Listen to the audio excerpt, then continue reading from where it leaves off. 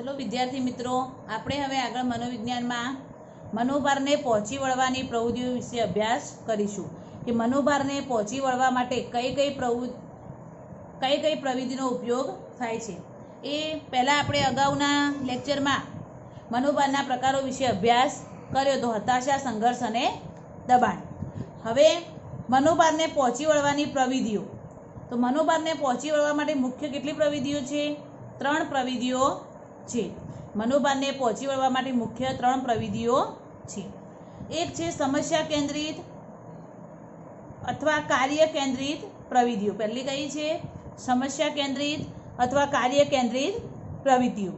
બીજું છે આવેગ કેન્દ્રિત પ્રવિધિઓ અને ત્રીજું છે અહમ બચાવ કેન્દ્રિત પ્રવૃત્તિ એટલે કે બચાવ પ્રવૃત્તિ।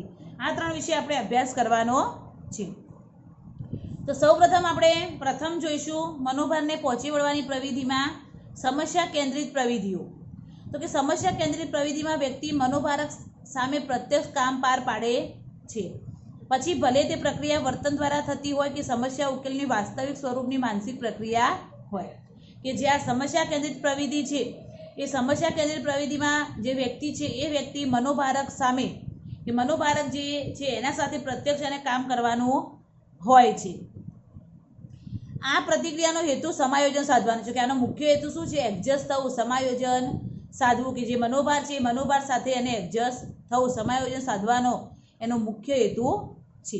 વ્યક્તિ મનોભારજન્ય પરિસ્થિતિ પોતે જે સમીક્ષા કરે છે તેના આધારે એક તાર્કિક અને રચનાત્મક પ્રવિધિ અપનાવીને તે દ્વારા મનોભારને પહોંચી વળવાના પ્રયત્નો આદરે છે। કે વ્યક્તિને જે મનોભાર છે એ મનોભારને પહોંચી વળવા માટે એ જે પરિસ્થિતિ છે, જે મનોભારજન્ય પરિસ્થિતિ છે એ મનોભારજન્ય પરિસ્થિતિને પોતાની રીતે પહોંચી વળવાના પ્રયત્નો કરે છે। જેમ કે પોતાની જાતને બદલીને આસપાસના વાતાવરણને બદલવું, કે પોતાની જાતને બદલવી, પોતાના વિચારો બદલવા, પોતાની આસપાસનું વાતાવરણ એડજસ્ટ કરવું વગેરે। એના પછી હવે સમસ્યા કેન્દ્રિત અભિગમની 3 પ્રવિધિઓ છે મુખ્ય। જે આ સમસ્યા કેન્દ્રિત અભિગમ છે એ સમસ્યા કેન્દ્રિત અભિગમની મુખ્ય કેટલી પ્રવિધિઓ છે? 3 પ્રવિધિઓ છે।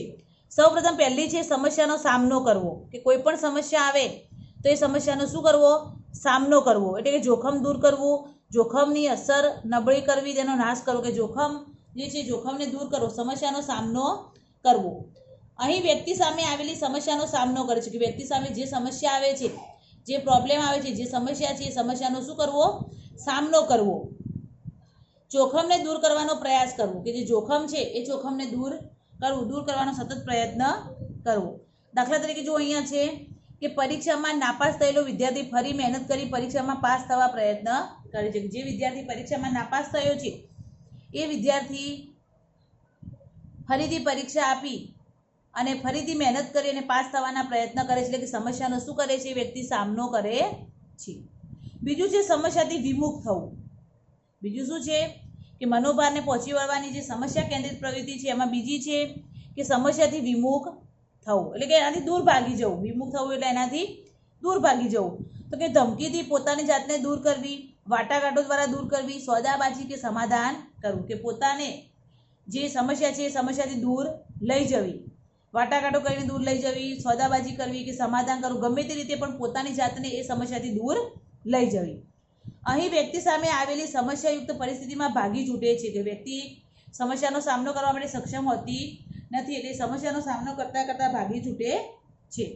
દાખલા તરીકે અહીંયા છે જુઓ કે પરીક્ષામાં નાપાસ થયેલો વિદ્યાર્થી પરીક્ષા આપવાનું કે ભણવાનું છોડી દે, કે જે વિદ્યાર્થી પરીક્ષામાં નાપાસ થયો એ શું કરે? સમસ્યાને પહોંચી ના વળે એ માટે શું કરે? સમસ્યાથી દૂર જવાનો પ્રયત્ન કરે, સમસ્યાથી વિમુખ થવાનો પ્રયત્ન કરે, એટલે કે પરીક્ષામાં નાપાસ થયેલો વિદ્યાર્થી પરીક્ષા આપવાનું છોડી દે અથવા ભણવાનું પણ છોડી દે, એટલે કે સમસ્યાથી શું થઈ જાય છે? એકદમ દૂર થઈ જાય છે, વિમુખ થઈ જાય છે, મનોભારને પહોંચી વળી શકતો નથી એ માટે।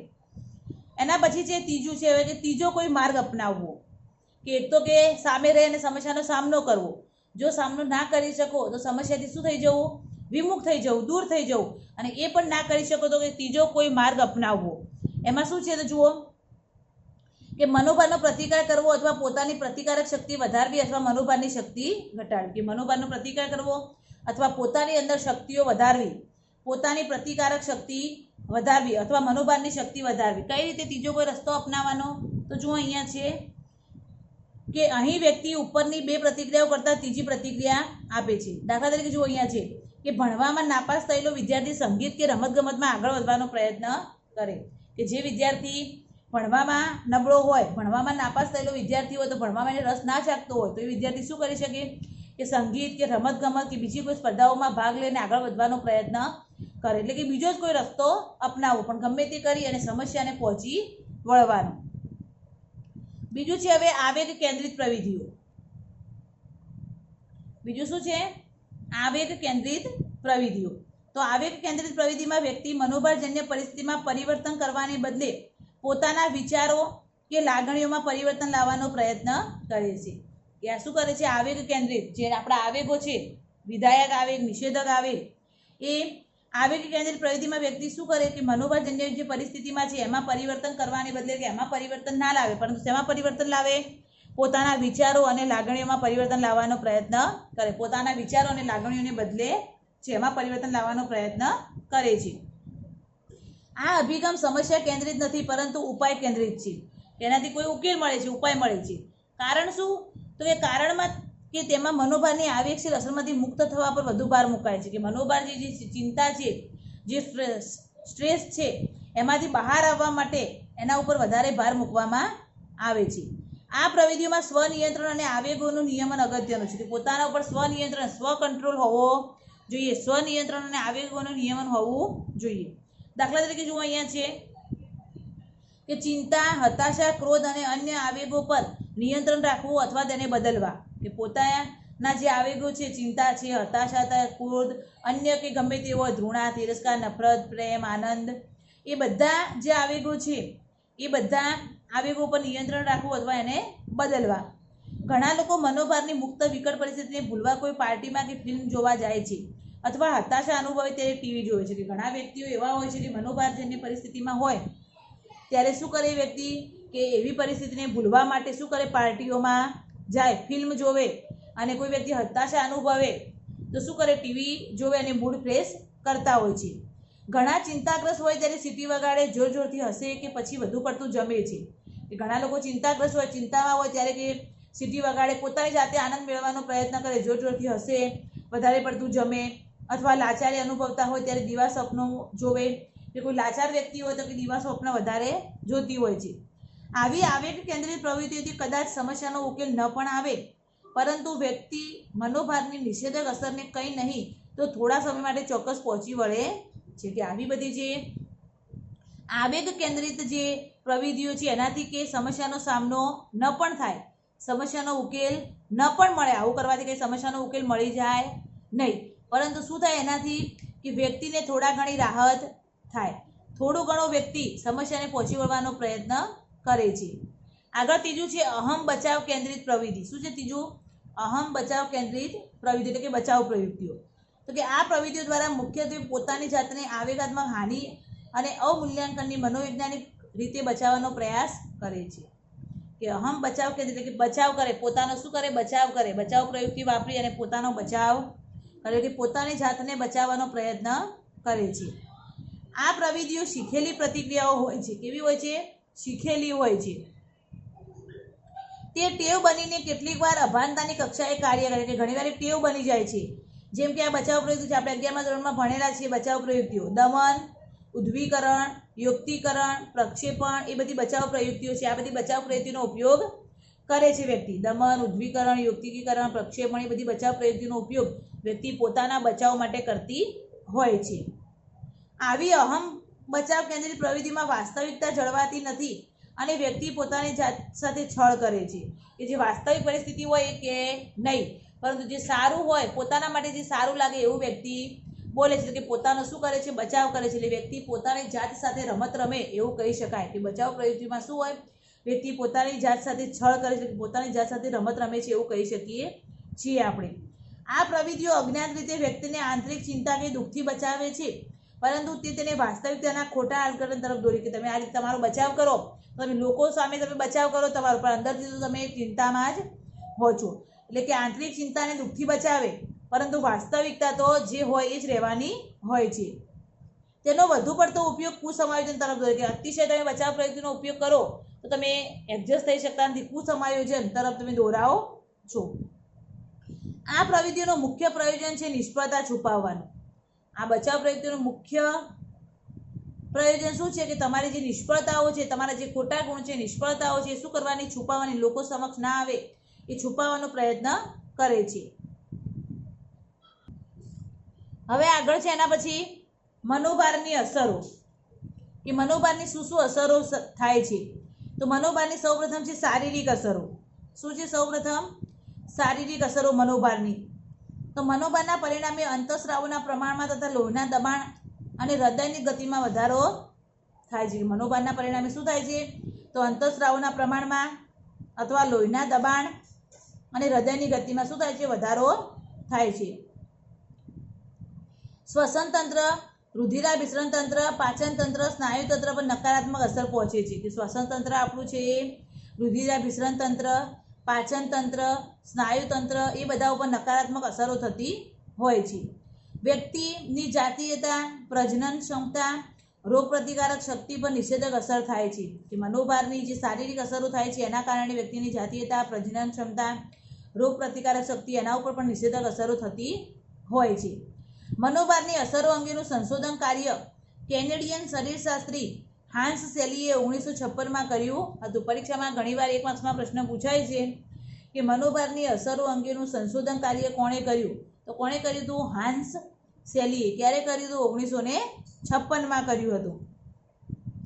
એના પછી છે હવે કે હાન્સ સેલીએ આપેલ સુરક્ષા તંત્ર અને મનોભાર વિશે સમજાવો. પરીક્ષામાં એ રીતે પ્રશ્ન પૂછાય કે હાન્સ સેલીએ આપેલ સુરક્ષા તંત્ર અને મનોભાર વિશે સમજાવો. તેમાં મુખ્ય 3 તબક્કા છે. કેટલા છે? 3 તબક્કા. એક ચેતવણીનો તબક્કો, બીજો પ્રતિકારનો તબક્કો અને ત્રીજો થાકનો તબક્કો. એમાં સૌપ્રથમ આપણે ચેતવણીનો તબક્કો જોઈશું. હવે તો કે આ તબક્કામાં શરીરનું અનુકંપી ચેતાતંત્ર સામે આવેલા પડકારને પહોંચી વળવા માટે પ્રવૃત્ત થાય છે. કે આ જે ચેતવણીનો તબક્કો છે એમાં શરીરનું જે અનુકંપી ચેતાતંત્ર છે એ અનુકંપી ચેતાતંત્ર સામે જે પડકારો આવે છે એ પડકારોને પહોંચી વળવા માટે પ્રવૃત્ત થાય છે. દાખલા તરીકે અહીંયા છે કે કોઈ જંગલી પ્રાણી સામે આવી જાય તો તેનાથી બચવા વ્યક્તિ પ્રયત્ન કરશે. તેથી શરીરમાં એડ્રિનલ ગ્રંથિ, એપિનેફ્રેન અને નોર એપિનેફ્રેન હોર્મોન્સનું પ્રમાણ વધશે અને તેના પરિણામે વ્યક્તિની શક્તિમાં પણ વધારો થશે. કે ચેતવણીનો તબક્કો અહીંયા ઉદાહરણ એક આપેલું છે. દાખલા તરીકે કોઈ જંગલી પ્રાણી તમારી સામે આવી જાય તો તમે જંગલી પ્રાણીથી બચાવ કરવાનો પ્રયત્ન કરો અને બચાવ કરતી વખતે આપણા શરીરમાં જે એડ્રિનલ ગ્રંથિ છે એ એપિનેફ્રેન ગ્રંથિ અને નોર એપિનેફ્રેન ગ્રંથિમાંથી હોર્મોન્સનું પ્રમાણ શું થાય છે? વધે છે. અને એ હોર્મોન્સનું પ્રમાણ વધે છે એ આપણને આપણી શક્તિમાં વધારો કરે છે અને આપણે એ પ્રાણી સામે લડી શકીએ છીએ. સ્નાયુઓમાં ખેંચાણ, દુખાવા સામેની સંવેદનશીલતા ઘટશે. સ્નાયુઓનું ખેંચાશે, દુખાવા સામેની સંવેદનશીલતા ઘટી જાય છે.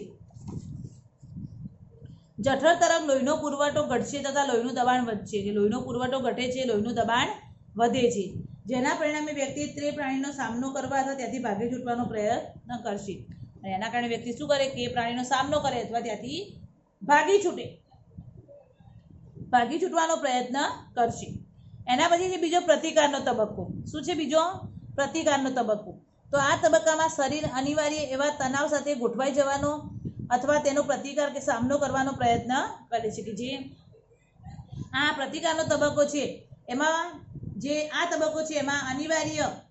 શરીર અનિવાર્ય એવા તણાવ સાથે ગોઠવાઈ જવું અથવા એનો શું કરવો? સામનો કરવો, એનાથી દૂર જવું, એનો પ્રતિકાર કરવો. આ તબક્કામાં ચેતવણીના તબક્કામાં શારીરિક પરિવર્તનો તો ચાલુ જ રહે છે, પરંતુ તે શરીરને બીજા ભારકોનો સામનો કરવામાં નબળું પાડે છે. કે આ તબક્કામાં શું થાય છે કે આપણા શરીરની અંદર શારીરિક પરિવર્તનો તો ચાલુ જ રહે છે, પરંતુ શરીરને જે બીજા ભારકોનો સામનો કરવો હોય એ બીજાનો સામનો કરી શકતા નથી, એટલે કે એને નબળું પાડી દે છે. દાખલા તરીકે કોઈ વ્યક્તિ કેન્સરનો ભોગ બનેલી હોય, તેનો સામનો કરતી હોય તો તે હતાશા, ખિન્નતાનો ભોગ સરળતાથી બની જાય છે. કે કોઈ વ્યક્તિને કેન્સર હોય, કોઈ વ્યક્તિ કેન્સરનો ભોગ બનેલી હોય, તેનો સામનો કરતી હોય ત્યારે એ વ્યક્તિ હતાશા, ખિન્નતાનો ભોગ આસાનીથી સરળતાથી બની જતી હોય છે. આ તબક્કામાં વ્યક્તિ યંત્રવત કાર્ય કરતી હોય તેવું અનુભવે. કે વ્યક્તિ યંત્ર જેવું કાર્ય કરતી હોય એવું લાગતું હોય છે. કાયમ થાક અને ચિંતા અનુભવે છે.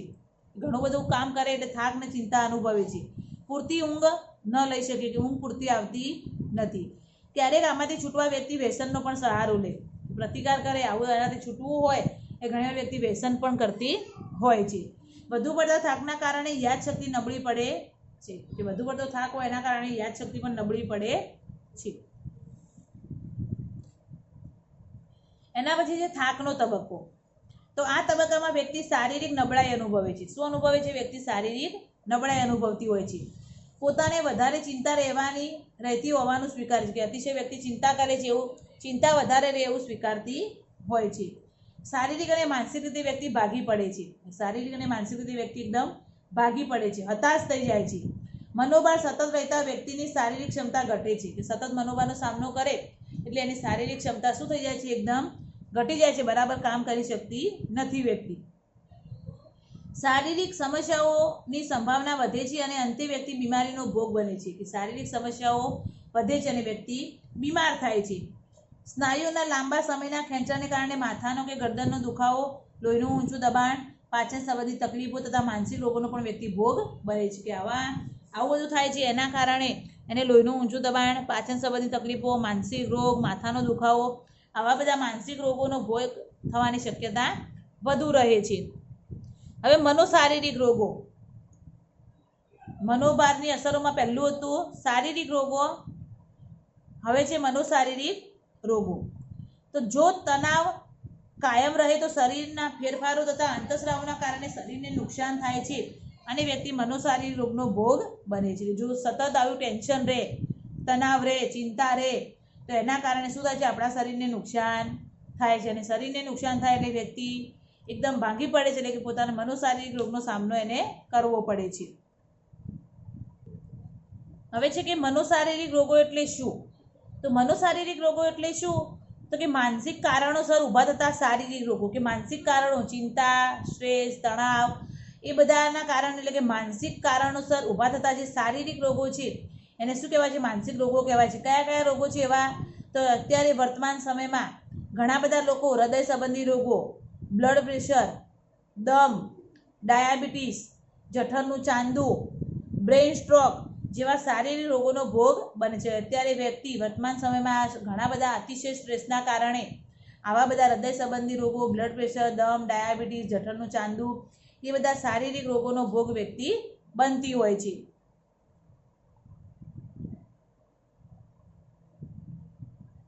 હવે આપણે આ મનોશારીરિક રોગોમાં હૃદય સંબંધી રોગો અને બ્લડ પ્રેશર, દમ, મધુપ્રેમ એટલે કે ડાયાબિટીસ, જઠરનું ચાંદું, મગજનો હુમલો, એ બધાનો અભ્યાસ આપણે હવે નેક્સ્ટ લેક્ચરમાં કરીશું.